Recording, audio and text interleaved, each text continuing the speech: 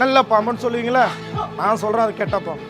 ஏன் அதை சொல்கிறேன்னு கேட்டிங்கன்னா, என்னோட கையை எடுத்துகிட்டு போகிறேன் அந்த பாம்பு கிட்ட என்ன பண்ணுதுன்னு மட்டும் கவனிக்கும். உங்களை பயம் காட்டுதுல, ஆனால் நம்ம நடக்கும் போது அந்த பாம்பு நம்மளை கவனிக்குதான்றதை பாருங்க. எந்த டைரக்ஷன் போனாலும் அந்த டைரக்ஷன் பார்க்குதுங்களா? இப்போ நான் சொல்கிறதெல்லாம் அது செய்யுது, அது என்னோடய ஃப்ரெண்டுன்னு நினச்சிட்டு இருக்கலாம். இது என்னோடய ஃப்ரெண்டு கிடையாது, இவன் தான் என்னோடய ஃப்ரெண்டு. ஏன்னா பாம்புக்கு ஞாபகத்தகமாக இல்லை. இன்னொன்று நான் பேசுறது அது காதில் கேட்கறதுக்கு காது கிடையாது, புரியுதுங்களா? பாம்புக்கு அந்த ரெண்டு விஷயமும் இல்லை. அப்போது நாடகத்தில் காட்டுறாங்களே பாம்பு பழி வாங்குற மாதிரி, அந்த நாடகம் டைரக்டர் சார் ஓடுறதுக்கு செய்கிற விஷயம். இப்படி இருக்கிற பாம்புக்கிட்ட சிம்பிளான விஷயம், நாகராணி நான் உன்னோட ஃப்ரெண்டு தானே, நான் எலி தரேன் உனக்கு, என்னை கடிச்சிடாமல் பத்திரமா பார்த்துப்பேன்னு போனால் பார்த்துருக்கீங்களா? படத்துக்கு தான் செட் ஆகும், நிஜ லைஃபுக்கு செட் ஆகாது.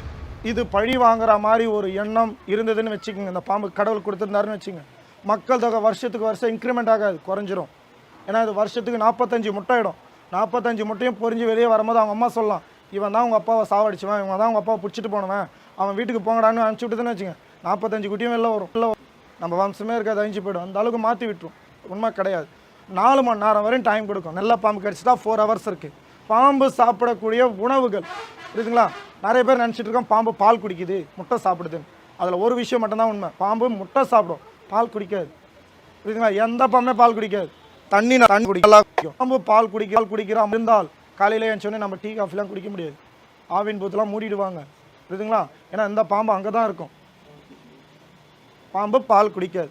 இதை நீங்கள் வைக்கிறதுனால நம்ம குடும்பம் நல்லா இருக்கும், நம்ம குழந்தை குட்டி நல்லா இருப்பாங்க, நம்மளுக்கு நிறைய சேமங்க அடிக்கும்னு நினச்சிங்கன்னா கண்டிப்பாக கிடையாது சார். ரோட்டு ஓரத்தில் சாப்பிட முடியாமல் ரொம்ப ஏமாறப்படுவாங்க, பார்த்துருக்கீங்களா? அவங்களுக்கு ஒரு வேளை சாப்பாடு வாங்கி கொடுக்கும், உங்களால் முடிஞ்ச ஹெல்ப் பண்ணுங்கள், புரியுதுங்களா? அதான் நம்மளுக்கு புண்ணியம். பாம்பு நீங்கள் புத்தில் பால் வச்சுட்டு வந்துடுறீங்க, அந்த புத்துக்குள்ளே பாம்பு இருக்குன்னு உங்களுக்கு தெரியுமா? தெரியாது.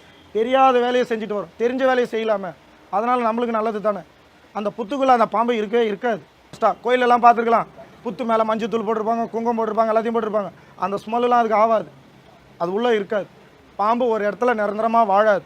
20 கிலோமீட்டர் வரையும் ட்ராவல் பண்ணும் ஒரு பாம்பினம். ஏன்னா உணவு சாப்பிட்றதுக்கு அவ்வளோ ட்ராவல் பண்ணால் தான் உணவு கிடைக்கும்.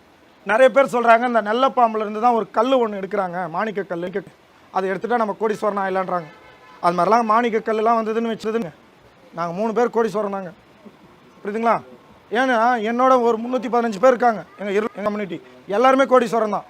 யாரும் அந்த வேலையை அந்த அளவுக்கு செய்ய மாட்டாங்க, எல்லாமே பாம்பை வாங்கிட்டு போய் வீட்டில் வச்சு வளர்ப்பாங்க, புரியுதுங்களா? பாம்பு கிட்ட இருந்து மாணிக்க கல் வரல, பாம்பு கிட்ட போனால் கடி ஒன்று தான் நிச்சயம், புரியுதுங்களா? மாணிக்க கல் உற்பத்தி பண்ணுறதுக்கு அது கம்பெனி வச்சுட்டு இல்லைங்களே, புரியுதுங்களா? விஷத்தை வச்சுட்டு இருக்கு. பாம்பு ஸ்கின்னு இது 3 மாதத்துக்கு ஒரு வாட்டி தான் பாம்பு சட்டை உரிக்கும்.